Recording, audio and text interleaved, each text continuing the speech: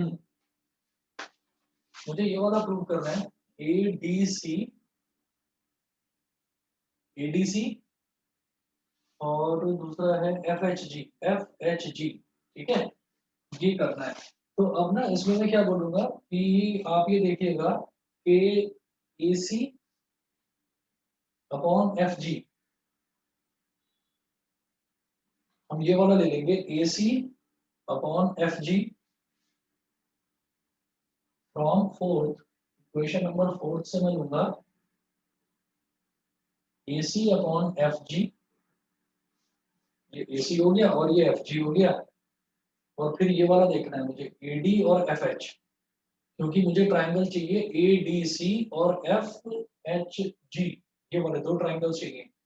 तो ए C upon F जी हो गया, और फिर A D upon F H चाहिए, तो हम इसको देखेंगे A B upon F E, A B upon F E, ये वाला मैंने लिख लिया पहले,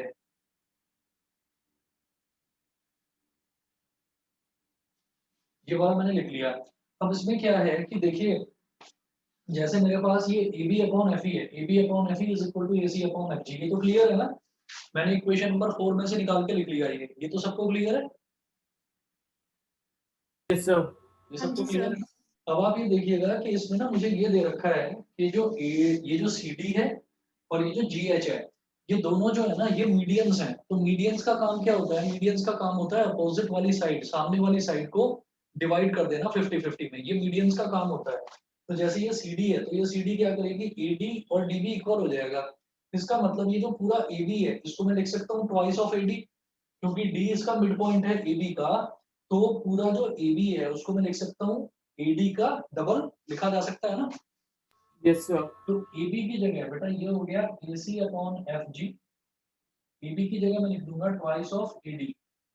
सिमिलरली आप ये देखिए एफ ई है, तो जो जी एच है वो जी एच यहाँ पर मीडियन है, मीडियन क्या करता है कि सामने वाली साइड को बाइसेक्ट कर देता है, तो इसका मतलब एच जो है वो एफ ई का मिड पॉइंट है, तो मतलब एफ एच का अगर मैं डबल लूंगा तो वो पूरा एफ ई हो जाएगा। इसका मतलब एफ ई को मैं लिख सकता हूँ ट्वाइस ऑफ एफ एच, तो इसी तरह से एफ ई को मैं लिखूंगा ट्वाइस ऑफ एफ एच। अगर मेरी बात समझ में आ गई है तो मैं आगे बढ़ूं, बताओ क्लियर है, यस सर। हाँ जी यस सर। सर। बताइए लक्ष्य क्लियर है, yes sir. Yes sir. Parth Agarwal, Parth Mehta, Saksham, बताओ क्लियर है, यस। Yes sir. ठीक है, Devshi, yes sir. Akshat, yes sir. Yes sir. चलिए जी ठीक है।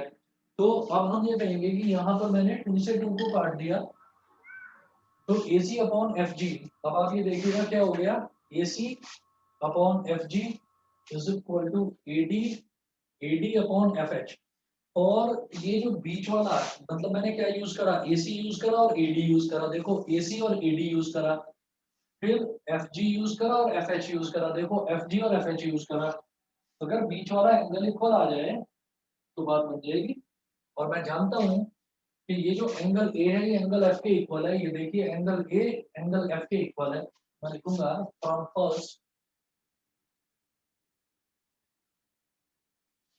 Angle B A C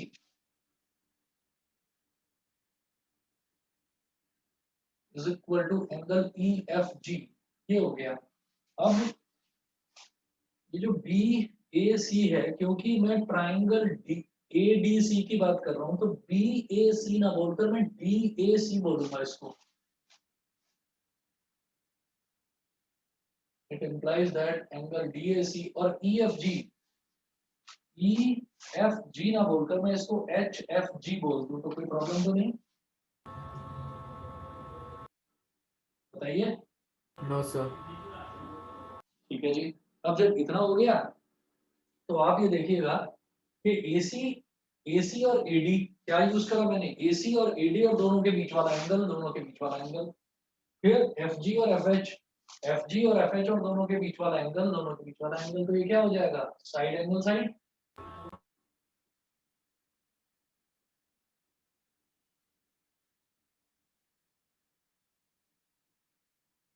by SAS similarity criteria.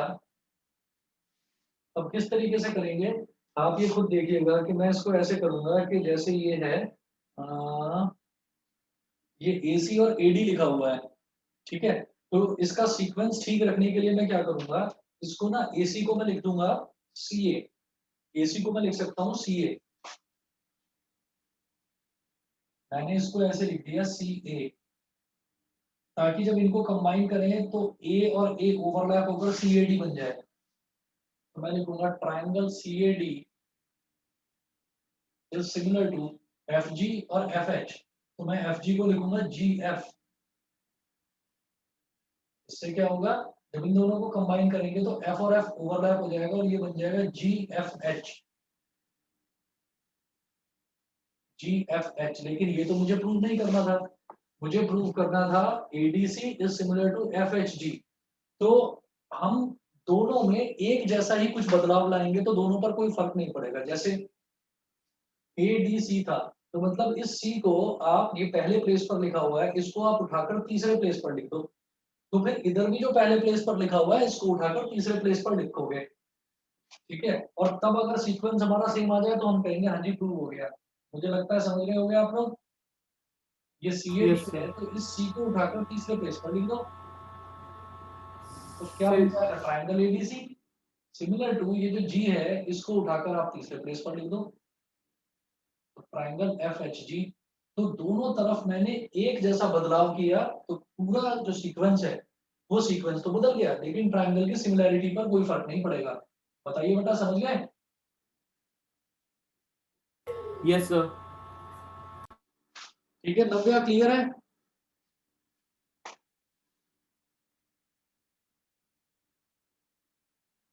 Second part देखिएगा, to prove CD upon GH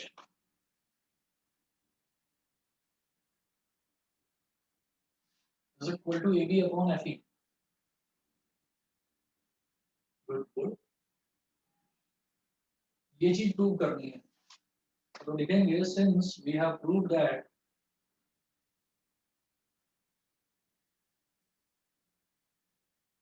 since we have proved in part first that, part first में मैंने एक चीज prove करी। पार्ट फर्स्ट में हमने क्या करा कि ट्राइंगल ADC और ट्राइंगल FHG को सिमिलर प्रूव करा, तो इनकी सिमिलैरिटी से जो साइड्स के रेशियो आएंगे वो क्या आएंगे, वो देखिएगा, ये AD अपॉन FH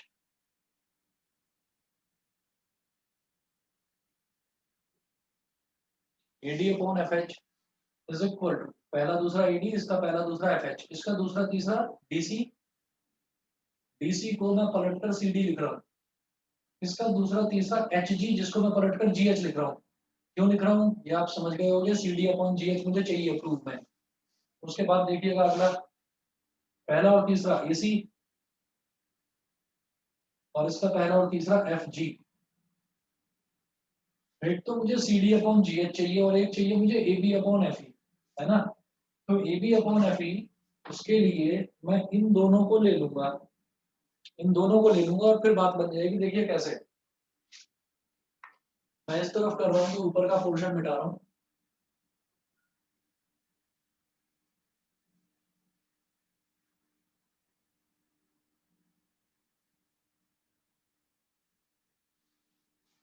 देखिएगा जैसे ये है AD अपॉन FH और CD अपॉन GH, ये है, तो यहां से उठाकर इसको लिख रहा हूं मैं ऐसे,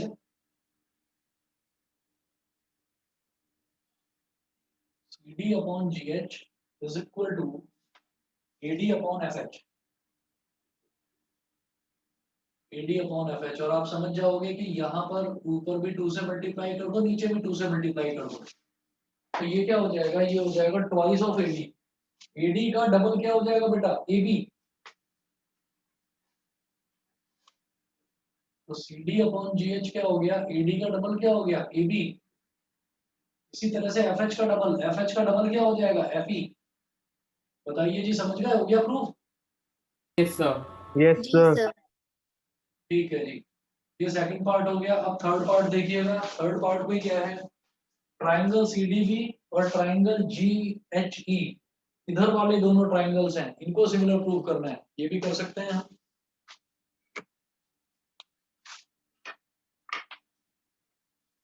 अब ना ये जो थर्ड पार्ट में करूंगा, थर्ड पार्ट को मैं यहाँ से स्टार्ट करूंगा क्योंकि मुझे इनिशियल ये जो 4 इक्वेशंस हैं मुझे इनकी जरूरत पड़ेगी इसमें, ठीक है। तो इसलिए मैं इसको यहाँ से करूंगा, फर्स्ट पार्ट के नीचे से मैं इसको यहाँ से करूंगा। तो ये ऊपर वाला मैं लिखा रहने देता हूँ, मैं इधर से करूंगा इसको।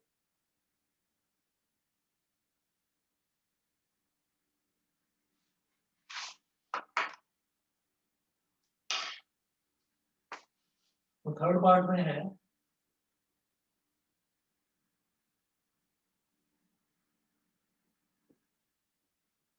टू प्रूव ट्राइंगल CDB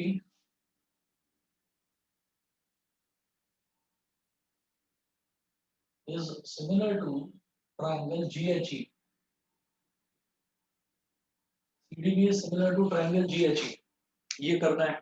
तो इसमें क्या करेंगे, आप ये देखिएगा कि जो ये रेशो दे रखा है, इस रेशो में से कोई चीज अगर काम आएगी तो देखते हैं जरा।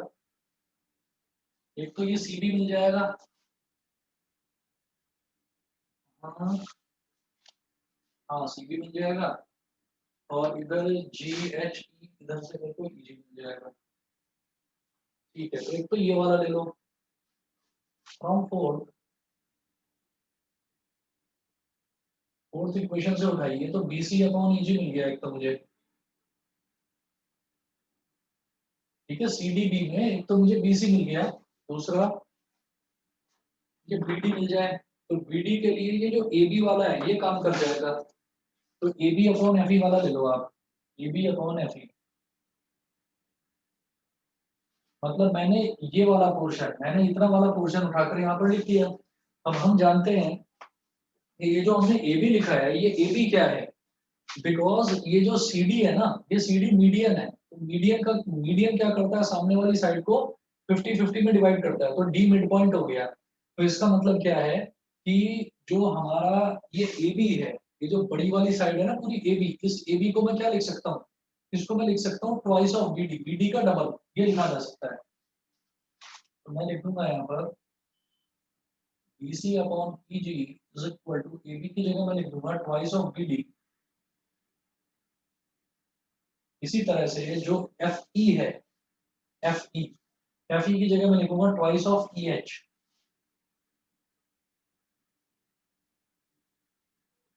बताइए जी, समझ गए? Yes, sir. हाँ जी बाकी सर। बच्चों को क्लियर है? रुद्रांश क्लियर है? Yes, sir. ठीक है जी। अभी मैं यहाँ पर 2 से 2 को काट दिया मैंने, आगे इधर करूंगा।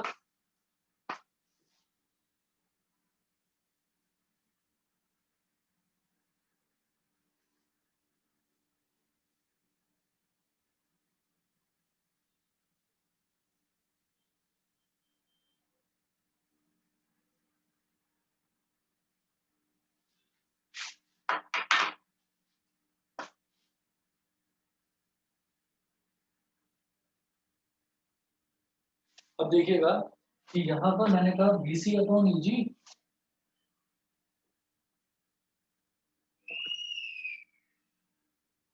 BC upon EG is equal to BD upon EH, is equal to BD upon EH। ये हो गया। फिर आप देखिएगा कि जब मेरे पास ये आ गया BC अपॉन EG, एक तरफ तो BC ले लिया, एक तरफ EG ले लिया, BD अपॉन EH, एक तरफ BD ले लिया, एक तरफ EH ले लिया, तो मैं क्या यूज कर रहा हूँ, BC और BD, तो इनके बीच वाला एंगल B है। ऐसे इधर क्या यूज कर रहा हूँ, EG और EH, तो EG और EH, तो आप देखिए EG और EH के बीच वाला एंगल E है, तो ये एंगल B और एंगल E इक्वल अगर हो जाए तो हमारा ट्राइंगल सिमिलर प्रूव हो जाएगा। तो आप ये देखिएगा कि एंगल E और एंगल B, ये दोनों के दोनों इक्वल हैं। तो मैं लिखूंगा from second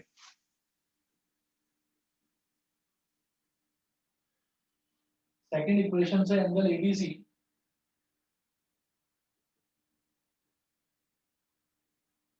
is equal to angle FEG, ठीक है। और यहाँ पर मैं कौन से दो ट्राइंगल लेकर चल रहा हूँ, CDB और GHE। मुझे चाहिए CDB और GHE, तो CDB के लिए इसको B को क्या बोलेंगे, CDB में इस B एंगल को क्या बोलेंगे, CBD। एंगल बी क्या हो जाएगा, सी बी डी। भाई एक ही तो बात है, चाहे आप ए बी सी बोल दो इसको, चाहे सी बी डी बोल दो, एक ही तो बात है, एंगल तो यही वाला है ना। बताइए, समझ रहे हो ना मेरी बात? हाँ Yes, जी sir. सर। ठीक है, पार्थ मेहता बताइए, क्लियर है? क्लियर है? अब एफ ई जी Yes. की अगर मैं बात करूँ, ठीक है, अब एफ ई जी की अगर बात करूँ तो एफ ई जी बोल दो, चाहे एच ई जी बोल दो, एक ही तो बात है, एंगल तो यही है, ई वाला। तो एंगल एच ई जी ये हो गया। तो एक तो ये रेशो आ गया और इनके बीच का एंगल ये दोनों इक्वल आ गए। तो भाई एस ए एस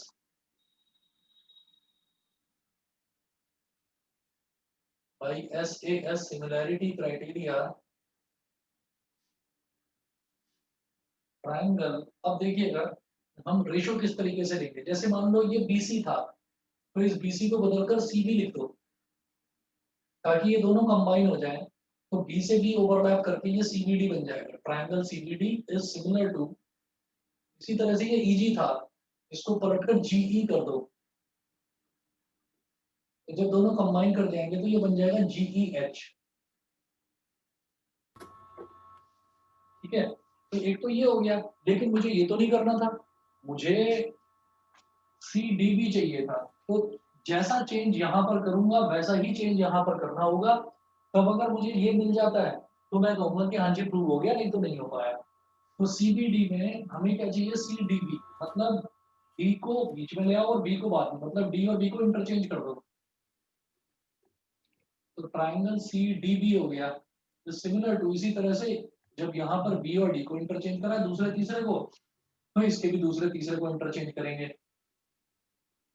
यानी कि ट्राइंगल जी एच ई। बिल्कुल सही, सी डी बी और जी एच ई ये सीक्वेंस मेरे को मिल गया, तो प्रूव हो गया।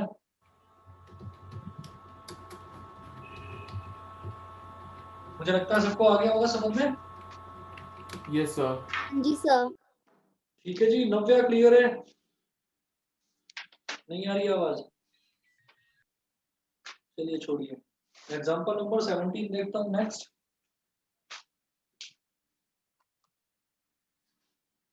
बस एक मिनट वेट करिए, मैं पानी पी रहा हूँ, फिर स्टार्ट करता हूँ ये वाला अगला एग्जांपल।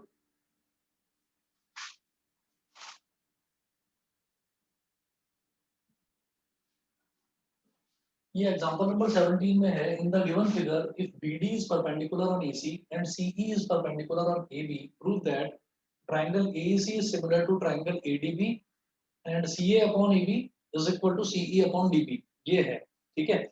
तो यहाँ पर जो फिगर है, पहले मैं फिगर बना देता हूँ क्या दे रखा है, देखिएगा।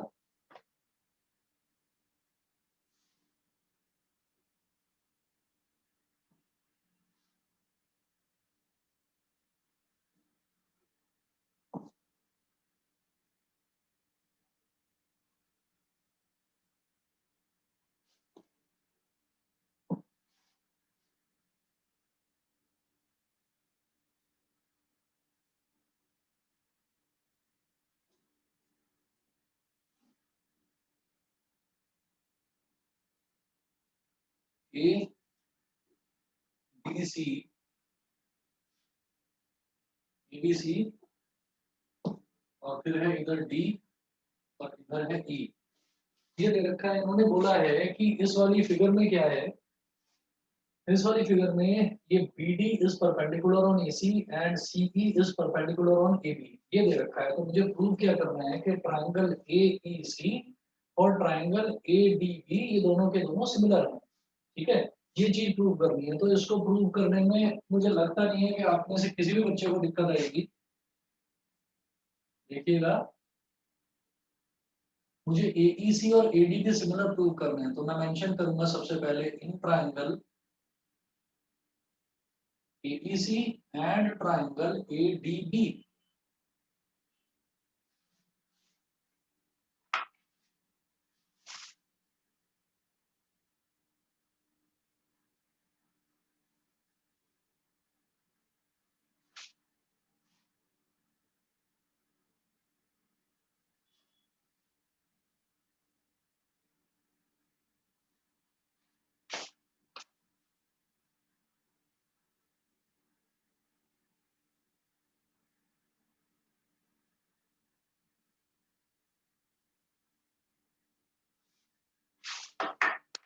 तो देखिएगा AEC और ADB ये दो ट्राइंगल दे रखे हैं। तो ये दो ट्राइंगल्स में आप ये देखिएगा कि ट्राइंगल AEC इसमें भी ये वाला एंगल लाई कर रहा है ए, ठीक है, और ADB इसमें भी ये वाला एंगल लाई कर रहा है ए। तो एंगल ए जो है वो तो हमारा कॉमन एंगल हो गया ना। तो इसको हम किस तरीके से लिख सकते हैं, हम यहाँ पर ये कह सकते हैं कि जैसे ट्राइंगल AEC है तो इसमें मैं बोलूंगा कि एंगल ये ए एंगल इसको क्या बोलेंगे, CAE, angle CAE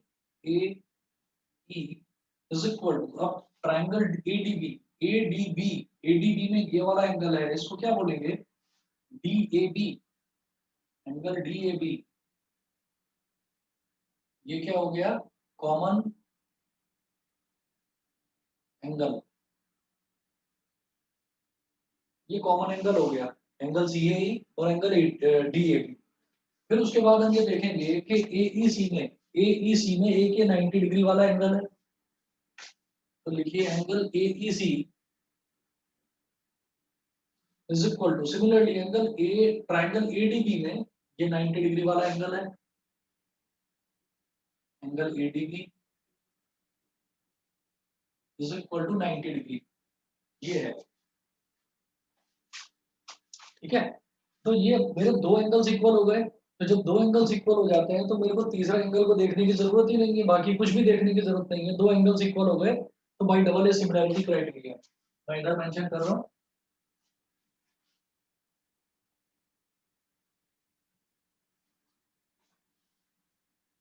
by double A similarity, by double A similarity दिखाई दे रहा है ये? नहीं, Yes, sir. By double A similarity criteria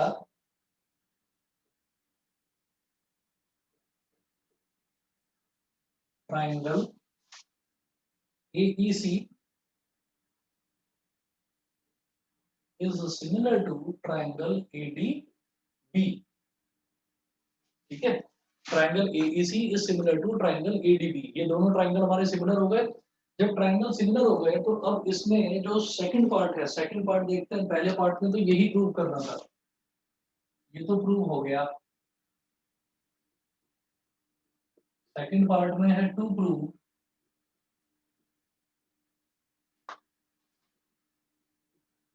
ये upon AB is equal to CE upon DB is equal to CE upon DB, ये चीज prove करनी है। as we have proved in part first,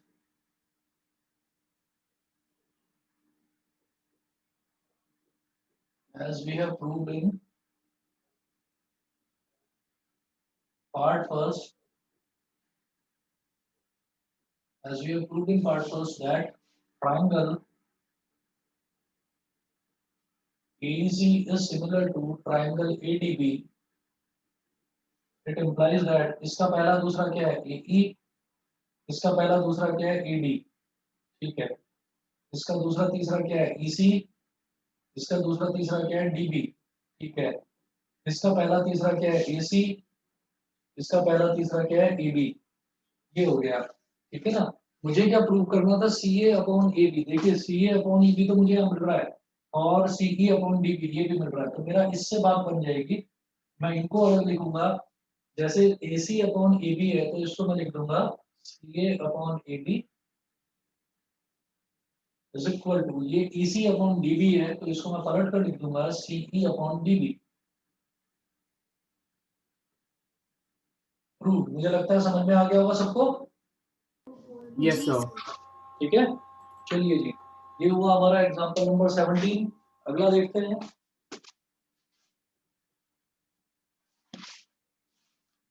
example number 18।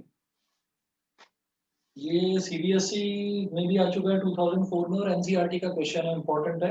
Example number 18 इनके पास RD है, वो देख सकते हैं, बाकी बच्चों के लिए मैं क्वेश्चन पूरा लिख रहा हूँ यहाँ पर। Example 18,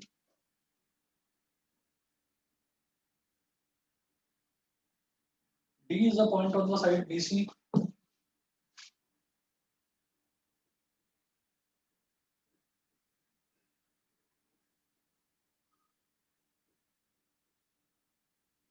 D is a point on the side BC. D is a point on the side BC of triangle ABC. Of triangle ABC, such that angle ADC, such that angle ADC is equal to angle BAC. Angle ADC is equal to angle BAC. Full stop. Prove that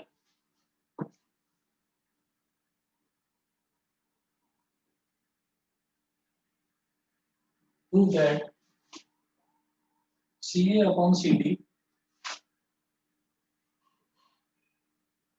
Prove that CA upon CD is equal to CB upon CA. CB upon CA, या तो ये prove करिए और CA square is equal to CB into CD. CA square is equal to CB into CD. देखिए ये एक ही बात है. अगर आपने ये भी प्रूव कर दिया ना CA upon CD is equal to CB upon CA, तो CA इंटू CA क्या हो जाएगा CA स्क्वायर और CB इंटू CD क्या हो जाएगा CB इंटू CD. अगर आपने ये भी प्रूव कर दिया दैट मींस आपने ये प्रूव कर दिया. इसका मतलब आप ये कर दीजिए बस प्रूव, उसी से बात बन जाएगी. तो D is a point on the side BC of triangle ABC. ठीक है, तो एक ट्राइंगल है, इसमें कोई फिगर नहीं दे रखी, तो जो कंडीशन दे रखी है उसी के हिसाब से फिगर मुझे बनानी है. देखिएगा एक ट्राइंगल बना लो आप ABC.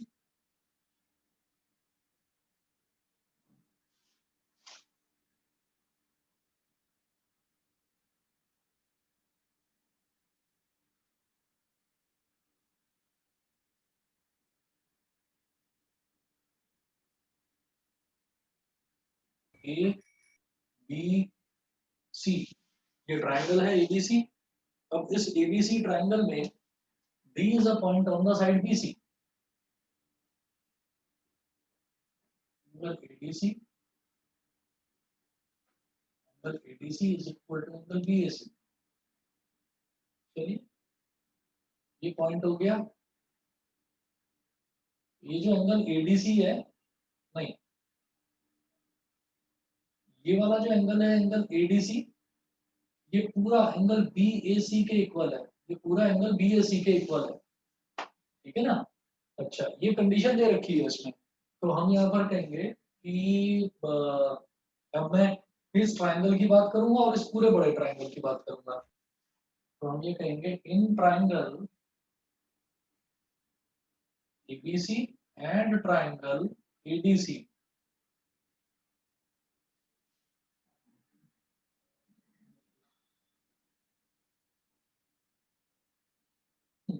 बल्कि एक काम करो BAC ही लिखो बिल्कुल इसको. In triangle BAC and triangle ADC. इससे क्या फायदा हुआ कि सबसे पहला वाला जो एंगल है उसके लिए मुझे ज्यादा सोचने की जरूरत नहीं पड़ेगी कि पहला एंगल ये है.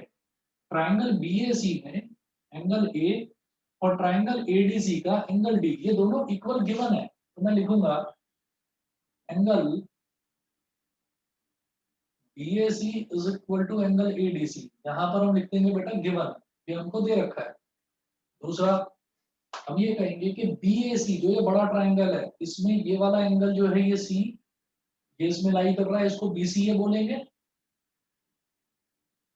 एंगल BCA बोलेंगे इसको. और जो ये ADC है ट्राइंगल, इस ट्राइंगल में भी ये एंगल C लाई कर रहा है, तो इसको क्या बोलेंगे DCA. DCA यहाँ रीजन में लिख देंगे हम कॉमन एंगल. समझ में आ गया सबको? Yes, sir. सबको समझ में आ गया. अच्छा जी, अब इसके बाद में, इसके बाद देखिएगा आप कि अब क्या करेंगे कि ये BAC और ADC ये इक्वल हो गए. अब आप देखिएगा कि इसका एंगल A, इसका एंगल C, इसका एंगल D, इसका एंगल C. तो सीक्वेंस आप कुछ ऐसे लेकर चलिए कि AC और DC by double A similarity criteria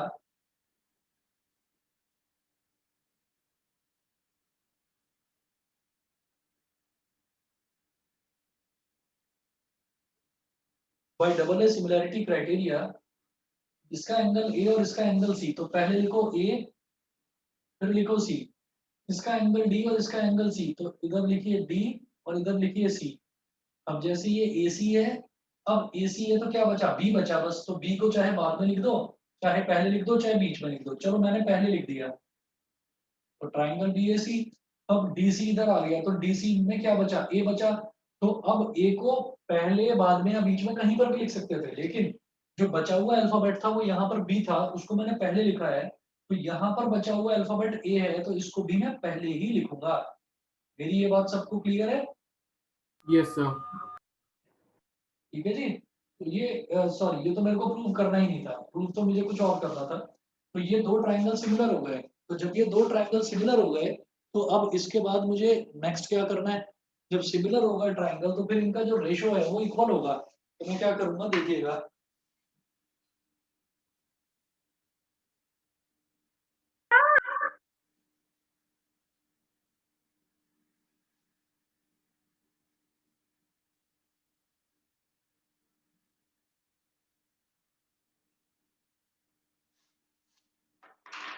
ठीक, BAC is similar to triangle ADC। अब इनका जो रेशो होगा साइड्स का, कोरस्पॉन्डिंग साइड्स का, वो इक्वल हो जाएगा। तो पहला दूसरा BA, इसका पहला दूसरा AD।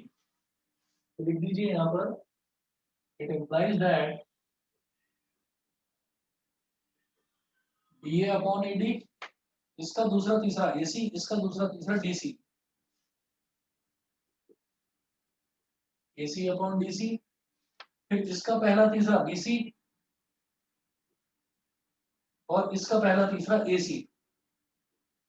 ये हो गया। तो मेरे काम का क्या है, मुझे तो CA अपॉन CD चाहिए। तो ये देखो CA अपॉन CD तो है, और CB अपॉन CA चाहिए, तो ये CB अपॉन CA ही तो है। इन दोनों को ले लो आप। It implies that CA, AC को लिख दो CA और DC को लिख दो CD। तो CA अपॉन CD, DC को लिख दो CB और ऐसे ही AC को लिख दो CA। हो गया प्रूफ? बताइए, समझ गए? Yes, sir. जी सर। ये करने के बाद में फिर इसी एक्सरसाइज के बेटा आगे के करिएगा आप क्वेश्चन ट्राई। जो डाउट आए मेरे को पूछना आप, और इसमें ये ध्यान रखिएगा कि जैसे एक्सरसाइज 7.5 है, तो इसमें जो लेवल 1 दे रखा है क्वेश्चंस का, तो लेवल 1 में कोई भी CBSE वो लेवल 1 का जो क्वेश्चन है, लेवल 1 के तो सारे ही क्वेश्चन कर लेना। लेकिन अगर आगे लेवल 2 के क्वेश्चन में कोई भी CBSE या NCERT मेंशन्ड है तो वो कर लेना। मतलब लेवल 1 पूरा करना है और लेवल 2 में सिर्फ CBSE और NCERT वाले क्वेश्चन करने हैं और कुछ नहीं करना। ठीक है जी, क्लियर है सबको? Yes, sir. तो इतना करिएगा, बाकी नेक्स्ट कल देखते हैं, और शाम को मैं आगे कराता हूँ उसके मिरर फॉर्मूला के क्वेश्चंस। आपके कुछ डाउट्स हो तो डाउट्स लेकर आइएगा, नहीं तो मैं करवाऊंगा अपनी तरफ से। ठीक है? Okay, sir. Okay, sir. Okay. Excuse me sir. हाँ जी बेटा, बताइए।